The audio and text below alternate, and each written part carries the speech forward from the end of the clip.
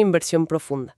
Nuestra misión en la sesión de hoy es tomar conceptos que a primera vista podrían parecer, no sé, pura teología densa o material exclusivo para académicos. Sí, de esos textos que asustan un poco al principio.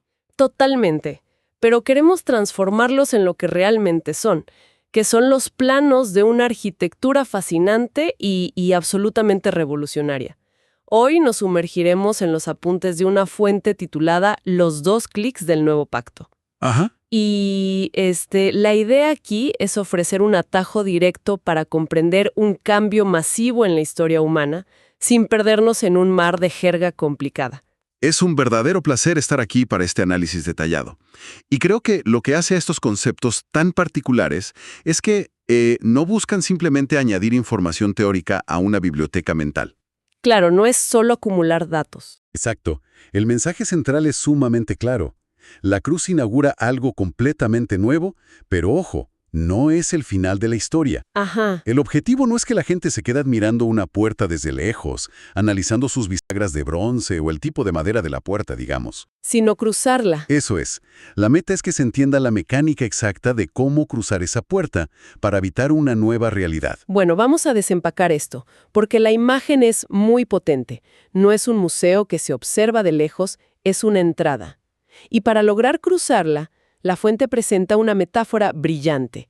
La idea principal es que el acceso a esta nueva realidad no se abre con una teoría más sofisticada, ni meditando muy fuerte, o con un simple cambio de actitud. No, para nada. Se abre con una cerradura muy, muy específica, una que requiere 2 movimientos inseparables, 2 clics precisos y consecutivos de una misma llave. Sí, y si la llave solo gira una vez, la puerta se queda atascada. Totalmente atascada. Y esto nos lleva de lleno al primer movimiento de esta cerradura, el primer clic. Así es. Ese primer clic es la cruz, pero entendida estrictamente como una inauguración, ejemplo moral. Claro, no es solo inspiración. Exacto. Se describe como un acto de pacto. La frase fundacional aquí es, y cito, «Esta copa es el nuevo pacto en mi sangre». Que es una frase fortísima, si consideramos el contexto antiguo. Muchísimo. Pensemos en el mundo antiguo por un momento.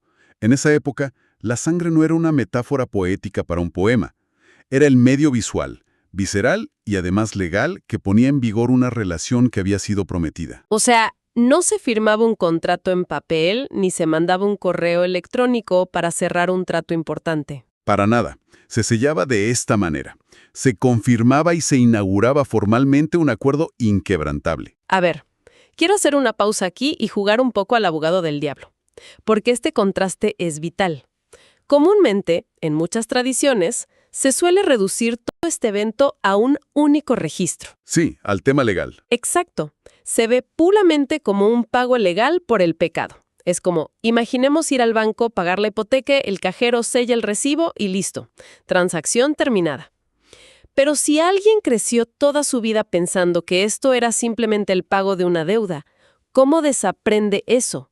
Porque reducirlo a esa única imagen suena a que nos estamos perdiendo la mitad de la película, ¿no? Lo fascinante aquí es que reducirlo a un simple pago es en efecto quedarse cortísimo frente a la magnitud de la arquitectura que estamos explorando. ¿Por qué quedarse corto? Porque pagar una deuda solo deja una cuenta en cero. El saldo queda limpio y ya está. Pero este evento funda un nuevo estado de cosas. Si revisamos las antiguas profecías, como las de Jeremías, vemos que este nuevo pacto no es solamente un telegrama que llega del cielo diciendo «Dios perdona la deuda de la humanidad». Es mucho más grande que eso. Es un mensaje expansivo, algo a nivel tectónico. Es un anuncio que dice «Dios establece una alianza que crea un pueblo completamente transformado». O sea, un cambio interno. Exactamente. Hablamos de un horizonte donde la ley queda escrita en el corazón, no en tablas de piedra externas, donde hay un conocimiento directo y relacional. Así que la muerte en este contexto no solo cancela una cuenta, declara el cierre total del régimen anterior como sistema de acceso y pone los cimientos de algo permanente. Me gusta mucho esa imagen. Es como si, en lugar de solo ir y pagar los impuestos atrasados de una casa vieja y a punto de colapsar, se estuviera inaugurando la construcción de una ciudad entera, completamente nueva, y con otras reglas de gravedad.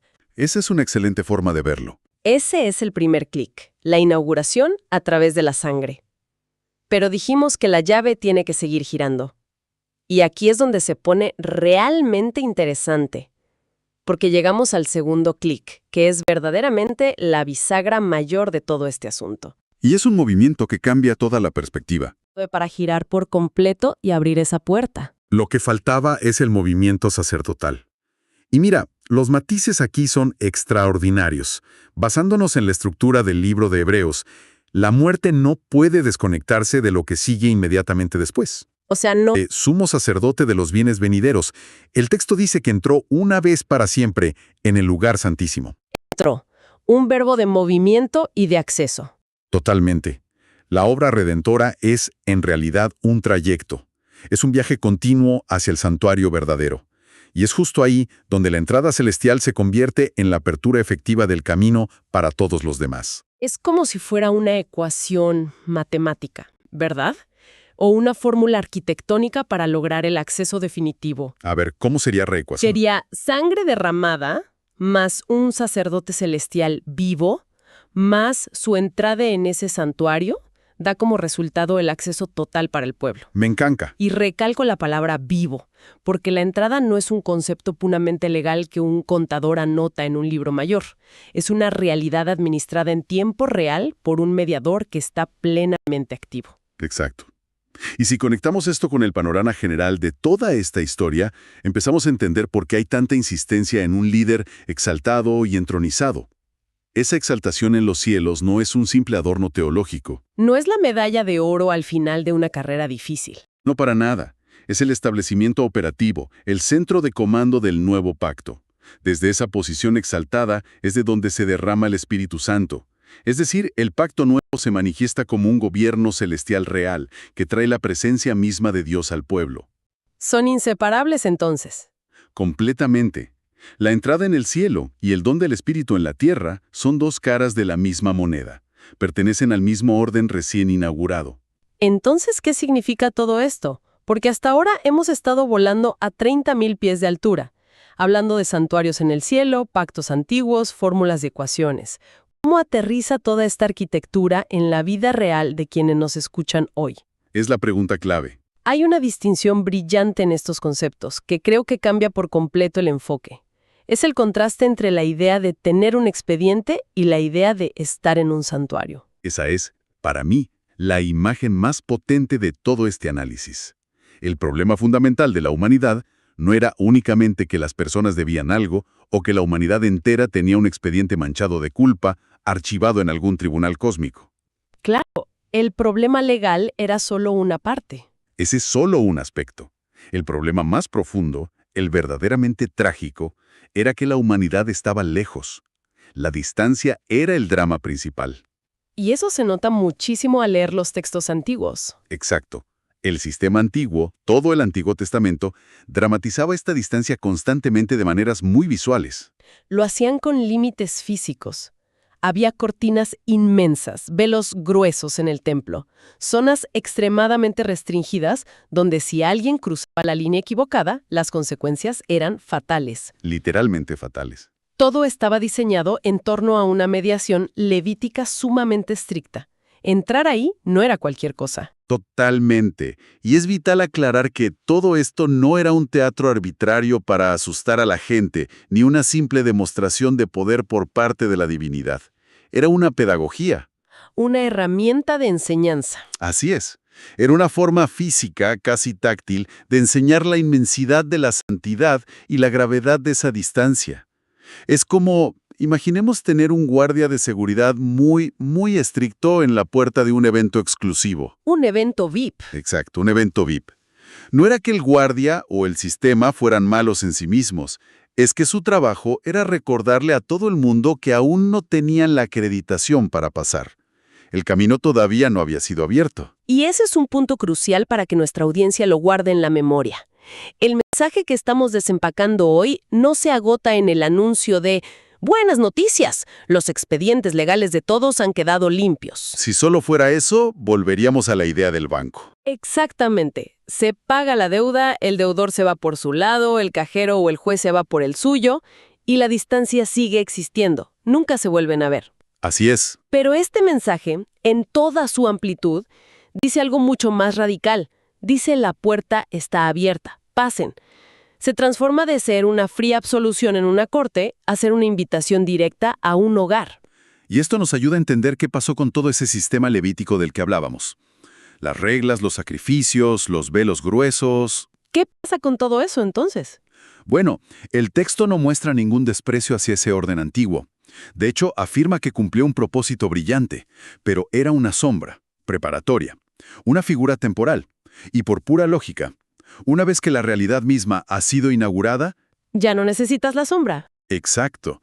Una vez que la casa real ha sido construida y tiene cimientos, ya no intentas vivir dentro de los planos de papel. El trabajo de esa sombra que apuntaba hacia el futuro terminó en el instante en que esos 2 clics abrieron la cerradura.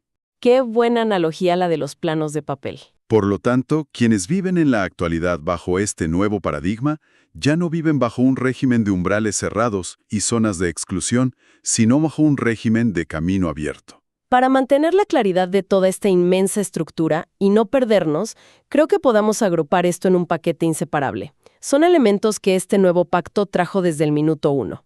Vamos a repasarlos ágilmente, ¿te parece? Adelante, me parece fundamental. Primero, una mediación definitiva. Hay un sumo sacerdote que vive para siempre. Esto significa que el acceso ya no depende de ciclos o rituales anuales que caducan o que fallan. Así es. Segundo, un camino abierto a través del velo que aquí la fuente identifica de forma hermosa con la propia humanidad encarnada de este mediador.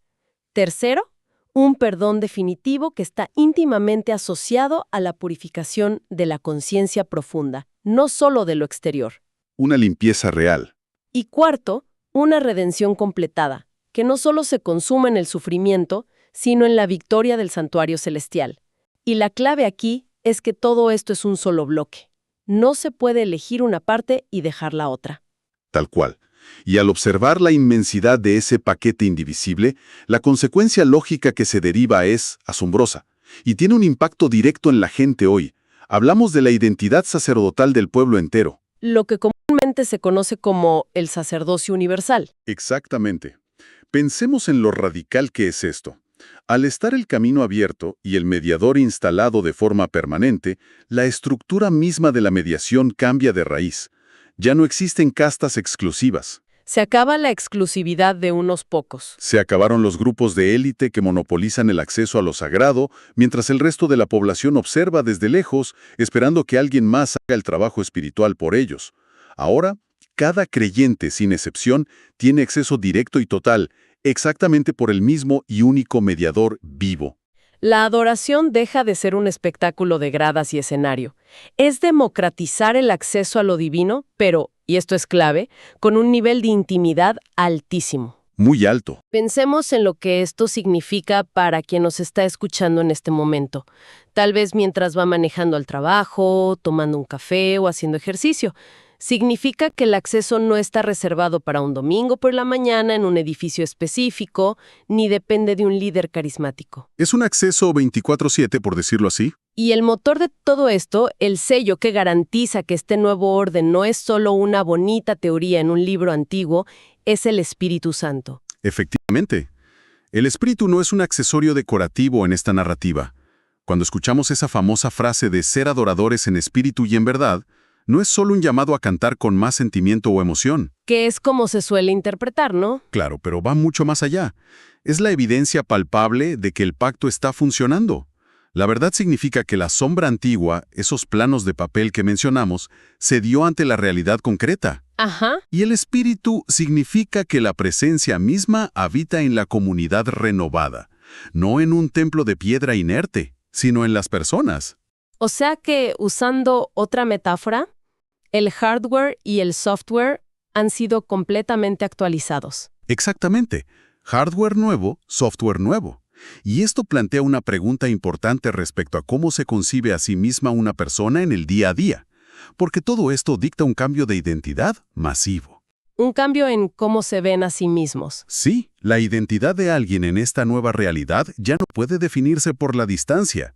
Ya nadie es el que mira desde el patio exterior o el que espera detrás de la cortina que el sacerdote salga a dar buenas noticias. Ahora están adentro. La nueva identidad es los que entran y ofrecen sacrificios espirituales. La adoración deja de ser un evento geográfico, atado a coordenadas en un mapa, a una ciudad o a una montaña específica, y se convierte en una vocación vitalicia y comunitaria. Es la vida entera entregada como respuesta lógica a una puerta que alguien más ya se encargó de abrir. Es un cambio de paradigma total. Pasamos de ser espectadores ansiosos en el patio exterior a ser participantes activos adentro. Sin duda. Para ir consolidando nuestro recorrido de hoy, creo que es útil hacer una síntesis de esta secuencia, porque aquí el orden de los factores sí altera, y muy positivamente el producto. Hagámoslo. El trayecto que hemos desempacado es claro y muy fácil de recordar. Primero tenemos la sangre derramada en la cruz, que actúa como el sello que ratifica e inaugura el pacto. Ese es nuestro primer clic. El evento fundacional. Segundo, tenemos al mediador entronizado y vivo en los cielos, que abre efectivamente la entrada. Ese es el segundo clic, la llave girando por completo. Y tercero, como resultado inevitable de los dos primeros, tenemos al pueblo acercado, una comunidad que entra y adora con total libertad. Una secuencia perfecta. Y me fascina el contraste que podemos hacer al final. La palabra pago, por sí sola, tal vez solo lograba abrir una pequeña puerta dentro de un inmenso edificio legal. Pero la palabra inauguración, entendida con estos dos clics precisos, abre las puertas del edificio entero. El santuario, el trono, el camino, la comunión constante. Todo queda completamente accesible. Y es por esto que la exhortación final de todo este análisis es tan vital. Todo este extenso y profundo recorrido doctrinal, todas estas ecuaciones, las referencias antiguas, la pedagogía, no tienen un fin meramente académico. No es para sacar una buena nota en un examen de teología. Para nada. El propósito no es que la gente se vuelva experta en trivia religiosa. Tiene un fin enteramente práctico, litúrgico y de vida. No se muestran los planos de esta arquitectura celestial para que simplemente sean descritos en un ensayo. Claro. Ni se presenta un sumo sacerdote perfecto para ser aplaudido desde la lejanía.